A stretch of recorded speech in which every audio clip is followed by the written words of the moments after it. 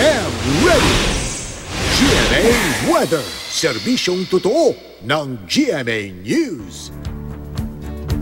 Mga kapuso, patuloy na binabantayan ang low pressure area o LPA sa loob ng Philippine Area of Responsibility. Huling namataan ito ng Pag-asa sa layong 300 kilometers o 300 kilometro dyan sa may silangan ng Hinatuan, Surigao del Sur. At asahan na ito'y magpapaulan sa malaking bahagi ng bansa, lalo na sa Visayas at Mindanao. Pero mga kapuso, mababa ang tsansang maging bagyo ito at agad ding malulusaw o mawawala inasabing LPA kapag yan ay nasa may kalupaan na. Sa rainfall forecast ng Metra Weather, asahan ng maulang panahon dito sa Visayas at Mindanao ngayong maghapon, sanhi nitong epekto nitong low pressure area at malalakas na mga pagulan diyan sa may Zamboanga, Northern Mindanao, Caraga Region, Western at Central Visayas. Dito sa Luzon, sa hapon inaasahan ng pagulan diyan sa may Ilocos Region, Cagayan Valley at Cordillera, maging diyan sa ilang bahagi ng Mimaropa at Bicol Region.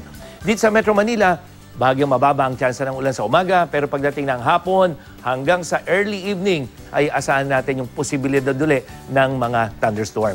Mga kapuso, isang sirkulasyon o yung pag-iikot ng hangin ang posibleng mamuo dito sa may bahagi ng Mimaropa, nakikita nyo na yan, at dyan sa may Western Visayas sa weekend.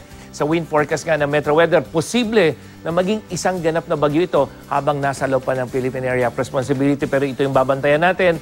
At habang ito ay nasa loob ng PAR, isa uling sirkulasyon o posibleng bagyo ang papasok naman dito sa may eastern border ng Philippine Area of Responsibility araw ng Lunes yan. So yan, titingnan natin mga kapuso dahil yung presensya ng dalawa na yan ang siyang magpapalakas uli ng hanging habagat.